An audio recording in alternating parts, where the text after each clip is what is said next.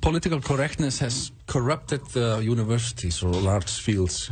As far as I'm concerned, it has, and the universities are doing everything they can to corrupt other institutions, and the other institutions are foolishly going along for the ride. So you see, for example, and this is probably more true in the U.S. than anywhere else, although also in Canada, Australia as well, that corporations are under the pressure of this politically correct fostering of guilt, are admitting, despite the fact that there's no scientific validity for this claim whatsoever, that their employees are en masse structurally racist, and that people are viewing the world through the lens of implicit bias, and that we're all fundamentally racist, and that should be rectified through like re-education. So unconscious bias retraining programs, for which there is no evidence whatsoever that those programs work, and a substantial amount of evidence that they're counterproductive. And the implicit association test that has been put forward hypothetically to diagnose racism, implicit racism, is not a valid or reliable test and cannot be used for those purposes. And even the makers of the test, Brian Nosek and Anthony Greenwald, have admitted publicly that their test is being misused. All of that's extraordinarily dangerous. And if corporate executives had any sense, they would stop rushing to admit that their corporations are structurally racist. It's a very bad idea.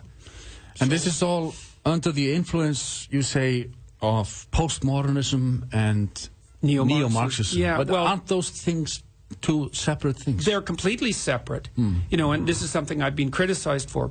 Dr. Peterson doesn't understand the difference between neo-Marxism and postmodernism. It's like, I understand the difference perfectly well.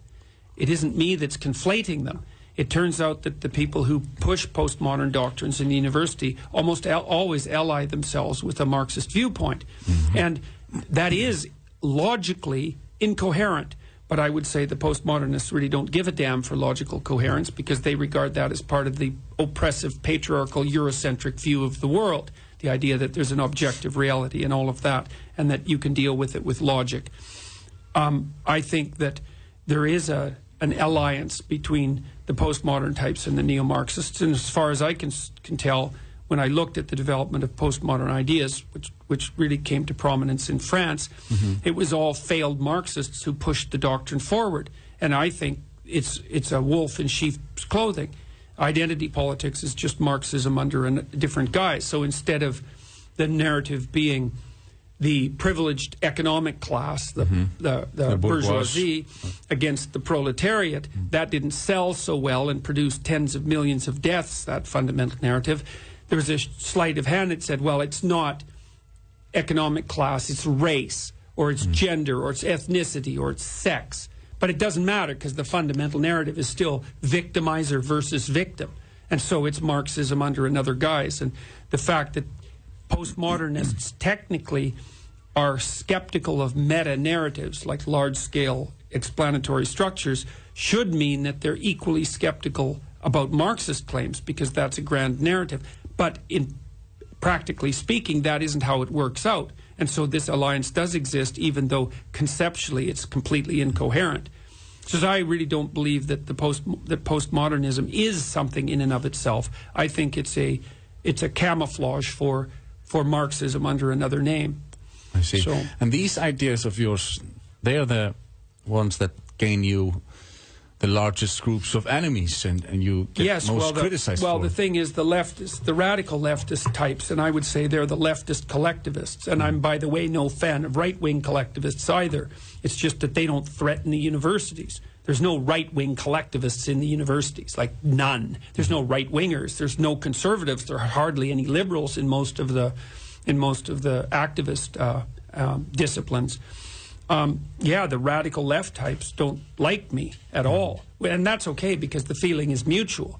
I think that But they can orchestrate vicious attacks and hit pieces in the biggest medias.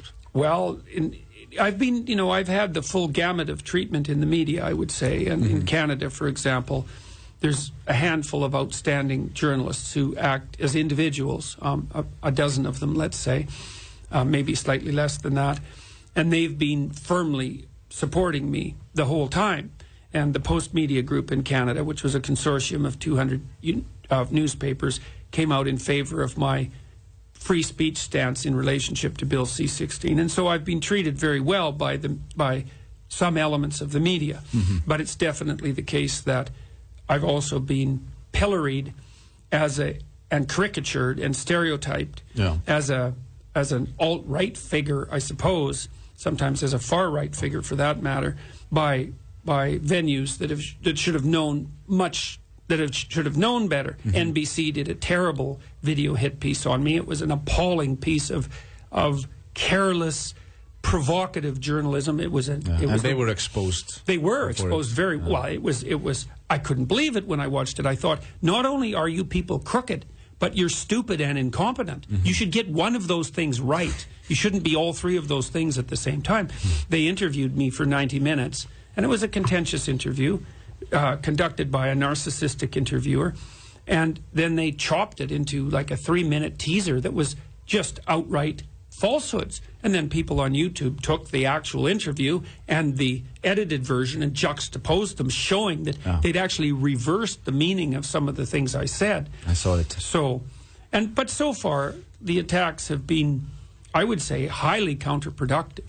And I've been in this very strange situation, which I feel that it's a tenuous situation, that every time there's been a protest, say, against my appearance on a university campus, which has happened many times, or an attack piece, then, like, it's very stressful, and the potential for damaging my reputation appears high, but the medium to long-term consequence of that is that the journalists end up more discredited than me.